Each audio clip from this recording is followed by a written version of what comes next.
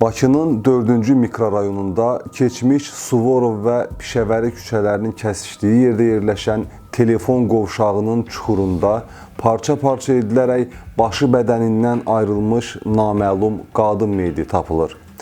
Nəsimi rayon prokurorluğu, prokuror kriminalistin, müstəntiqlərin, tibb ekspertlərinin iştirakı ilə saat 12:15 radələrində hadisə yerində keçirilən baxış 2 saat yarım davam edir və naməlum meyidin bir sıra əlamətləri məlum olur. Meyidin sol, sağ qolu, ayaqları və başı bədənindən ayrılmışdı. Bədən hissələri tapılsa da baş meyidin tapıldığı yerdə yox idi. Meyidin müayinəsi zamanı müəyyən olundu ki, sol kürək nahiyəsində 2 xal, sol çiyin nahiyəsində və sol ayağının dizindən yuxarı hissəsində kəsilmiş yara izləri var. Bundan başqa meyidin sağ qarın nahiyəsində kör bağırsaq cərrahiyyə əməliyyatının izi və həmin izin üzərini bağlamaq cəhdləri, həmin izin üzərin yenidən kəsmək cəhdləri müşahidə olunmuşdu. Meyidin bədən hissələri polietilen torbaya bükülmüşdü. Elə həmin gün bədən hissələri morqa göndərilir.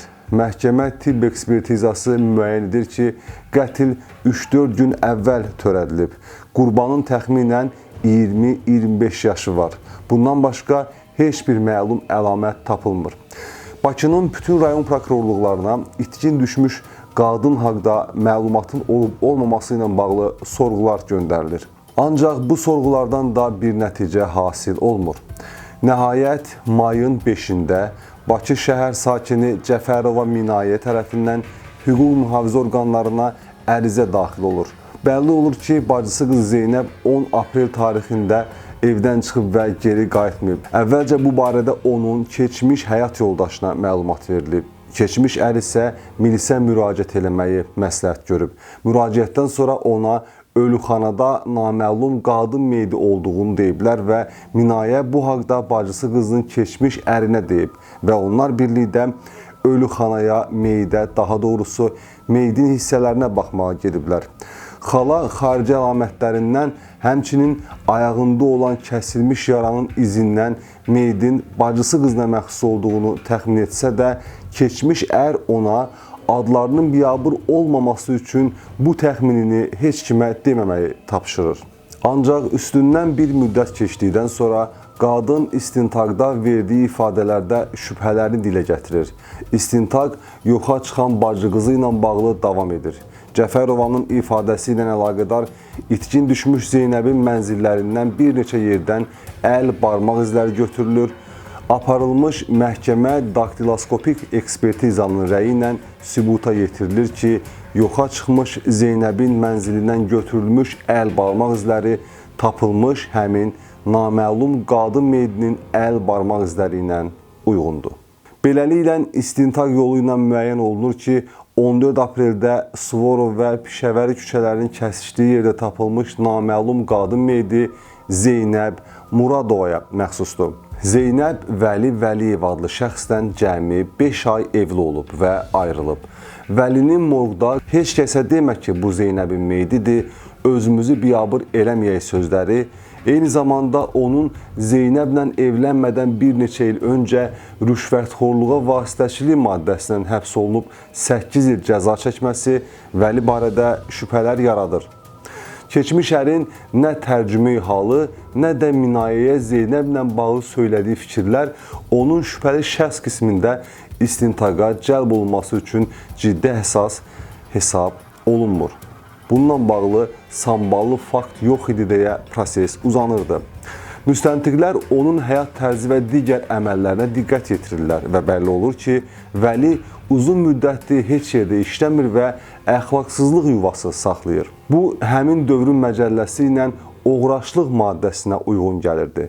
Beləliklə, oğraşlıqda təqsirləndirilərək istintaqa cəlb olunur Vəli. Məlum olur ki, Vəli Vəliyev son 2 il ərzində Güləliyeva Esmira, Əyyubova Simuzər, Balayeva Zümrüd, Zeynalova Adilə, Rəhimova Nəsibə, İsakova Sveta və başqa qadınları 100 manat müqabilində intim xidmətə cəlb edib. Yeri gəlmişkən onu da unutmadan qeyd edək. Şahidlər deyirlər ki, Vəliyev Vəli mərhum arvadından boşansa da onunla da vaxtaşırı görüşürmüş.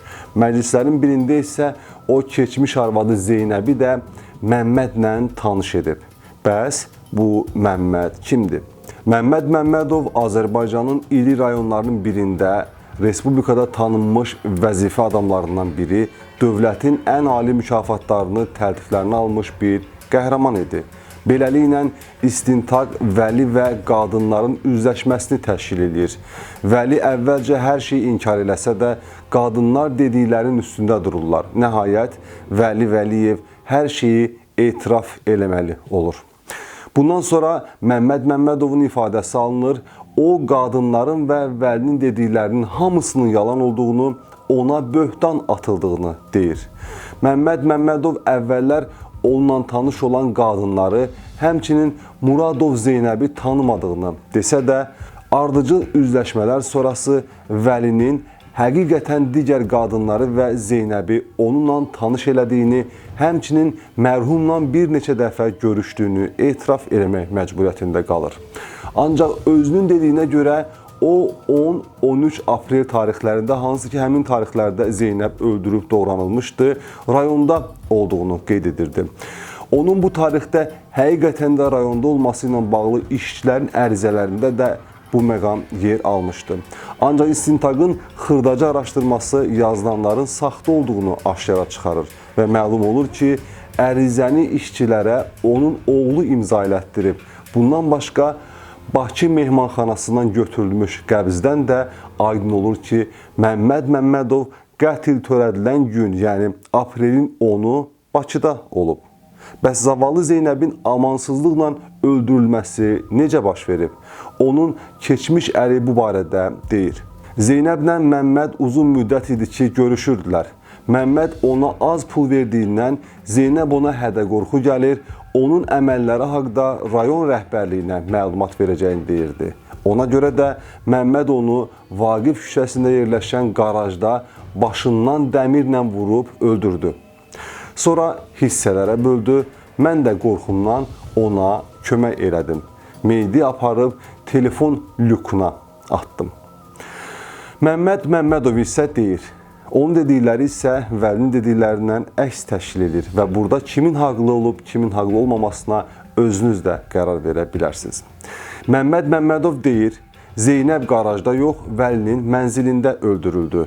Biz axşam Vəlinin evində yemək zamanı araq da içdik. Zeynəb daha içmək istəmədiyini deyəndə Vəli onu zorla içirtmək istədi, onu söydü. Zeynəb ona cavab verəndə Vəli içərisində araq olan rumkanı Zeynəbin üzünə çırpdı. Zeynəb yerindən qalxıb Vəlinin saçından tutub sirkələdi. Vəli də stolun üstündə olan ütü ilə onun başından 2 dəfə vurdu, Zeynəb yerə yıxıldı. Məhkəmədən sonra qatillərin taleyi ilə tanış olanda məsələnin necə cərəyan etdiyi barədə öz təsəvvürlərinizdə yaranacaq. Lakin bu yerdə biz daha çox şey danışa bilmirik, çünki əlimizdə sənədlərdə qeyd olunanlar da hazırda sizə təqdim etdiklərimizdir. Yəni Məmmədlə Vəli, yəni Zeynəbin əri Vəli ilə rayonda yaxşı bir vəzifədə olan Məmmədin dediyi bu iki ifadədən hansını məhkəmə əsas sayıb və niyə əsas sayıb bu barədə heç bir məlumatımız yoxdur. Ola bilsin ki, Məmmədin bu yerdə vəzifəsi və nüfuzu da işə təsir etmiş ola bilər. Lakin bu sadəcə bizim fərziyyəmizdir. Odur ki, davam edək. Davamında hər şey sizin üçün aydın olacaq. Bu qətildən düz 1 il 11 gün sonra məhkəmənin hökmü ilə təqsirləndirilən hər iki şəxsə ən ağır cəza, ölüm cəzası kəsilir. Ancaq iş bununla da bitmir. Hökmə qədər və hökmdən sonra Məmməd Məmmədovun ailəsi Moskvaya, müxtəlif dövlət qurumlarına onlarla telegram və əfv xahişi ilə ərizə göndərirlər ki, bu məktublar nəhayət ki, nəticə verir və beləliklə Məmməd Məmmədovun cəzası 15 illik həbslə əvəzlənir. Zeynəbin yoldaşı Vəli Vəliyevin cəzası isə dəyişdirilmir. Məmməd Məmmədov deyilənə görə 15 il həbs cəzası aldıqdan sonra bir müddət həbsxanada qaldıqdan sonra xəstəlikdən vəfat edir. Zeynəbin keçmiş əri Vəli Vəliyev barəsində kəsilmiş ölüm hökmü, yəni güllələnmə cəzası isə qərardan 15 gün sonra yerinə yetirilir. Sizin isə cinayətdən və cinayətkarlardan uzaq qalmağınızı arzulayırıq. Salamat qalın.